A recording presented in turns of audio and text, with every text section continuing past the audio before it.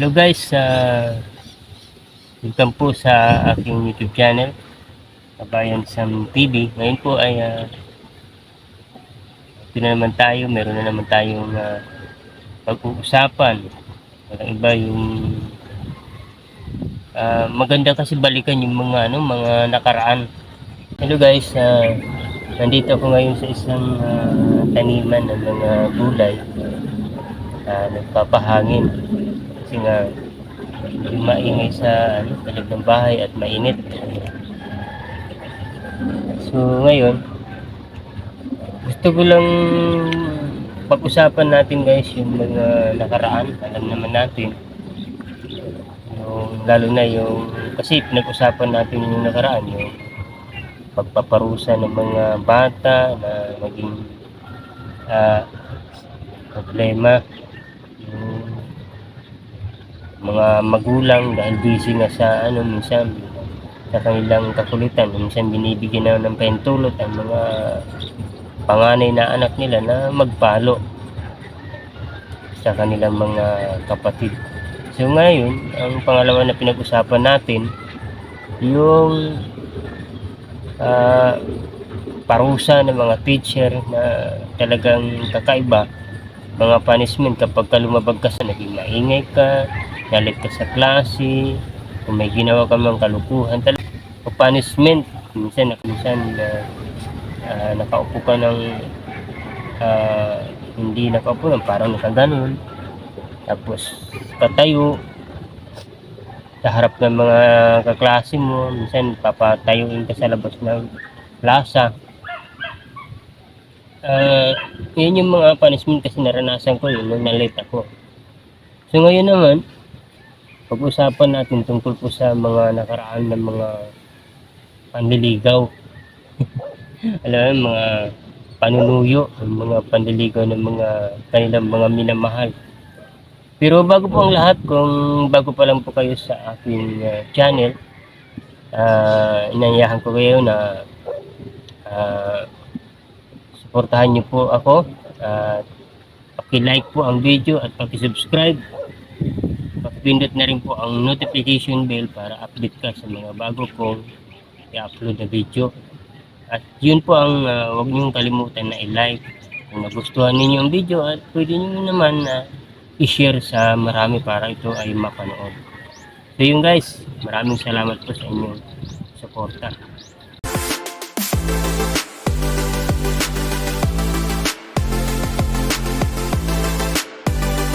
Yun yung sinasabi ko na yung kapag ka meron kang minamahal, sinusuyo mo talaga. Yun yung panliligaw. Kapag ka meron kang natipuhan, talagang manunuyo ka o manliligaw ka doon.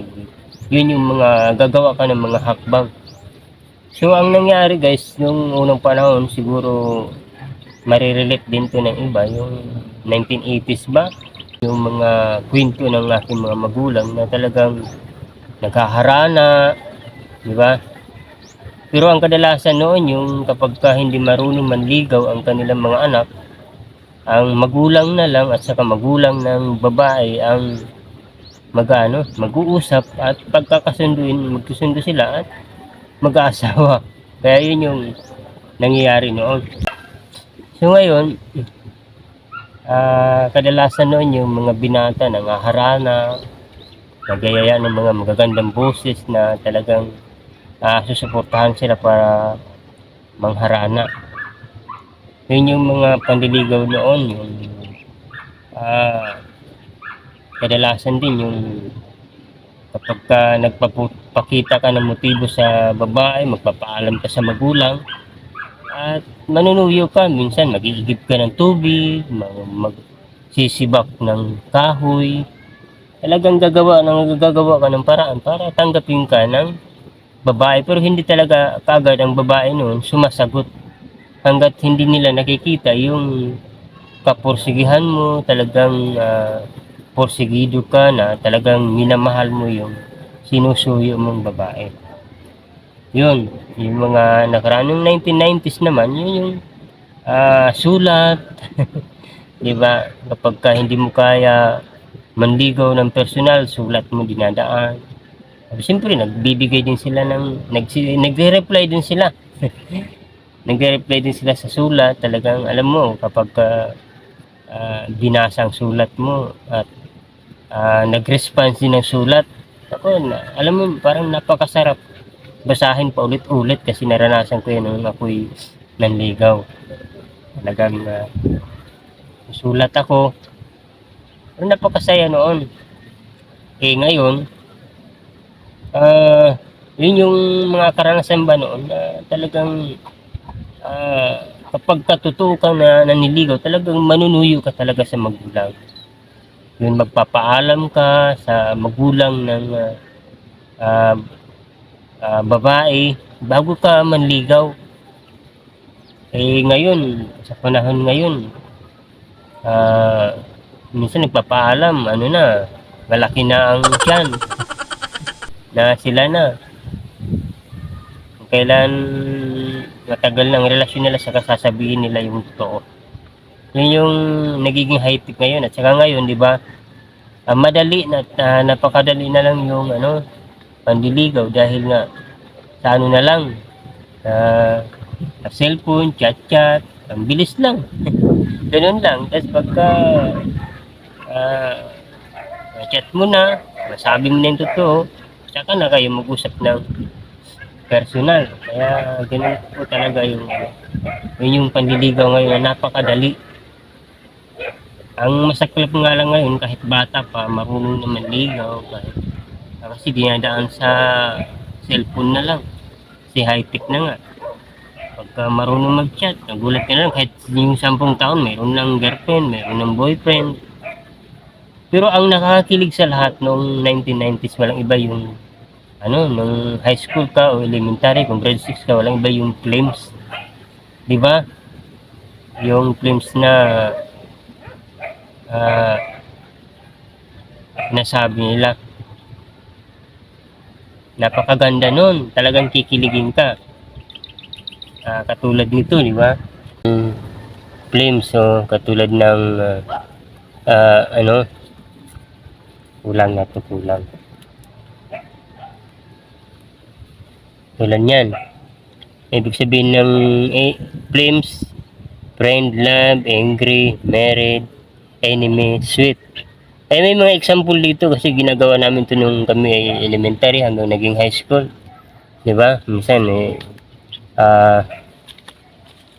tulad nito, 'di ba?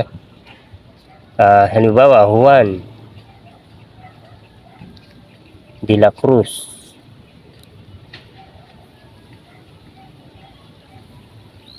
Tapos Maria Maria de la Paz. O, di ba? So ngayon, ganun ang pag-films dati. Ito yung talaga ano, di ba? Kung pagka apelyido lang at saka pangalan lang. Katulad ito, Juan, Maria, A. O, wala na. Tapos ang De La Cruz naman, parehas mayroon. D.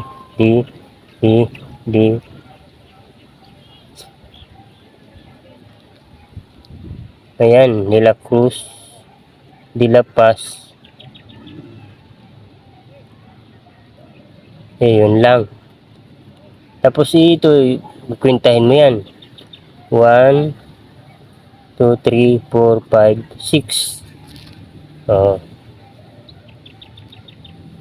1, 2, 3, 4, 5, 6, 7, 8. 8. Tapos maging 14. Ayan. Ibig sabihin ng 6. Ibig sabihin ng 6,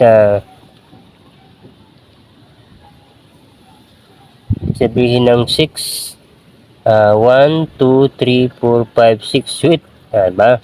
Sweet, diba?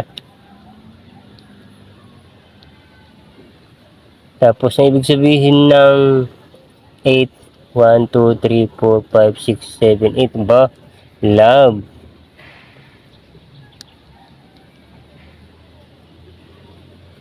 Tapos, pag kwentahin mo sila, i-add mo, 14. Bilangin mo ulit, 1, 2, 3, 4, 5, 6, 7, 8, 9, 10, 11, 12, 13, 14. Kaya, ang naging resulta kapag ka maging kayo, love talaga. Yan talaga. Ngayon pa lang, nung sila magkasintahan, sweet, love, ganun. Tapos nung naging kayo na talaga, yun love. Kaya, very. So yun, guys, di ba? Maraming nakaranas noon, nung high school, elementary, nung 1990s. Talagang yun yung, mayroon pa nga yung autograph. Minsan magsasign ka ng autograph, nandun lahat, yung gusto mo, tapos yung motto mo, tapos sino ang crush mo, sino yung ibigay mo yung anong simula ng ano ng anong nagsisimula sa pangalan, ano ay bibigay mo. Kaya napakaganda noon. Ang payo ko nga lang sa mga teenager ngayon, bago kayo mag-move sa ganyang panliligaw, sa pag-isipan ninyo ng mabuti na hindi makakasira, makakaabala sa inyong pag-aaral.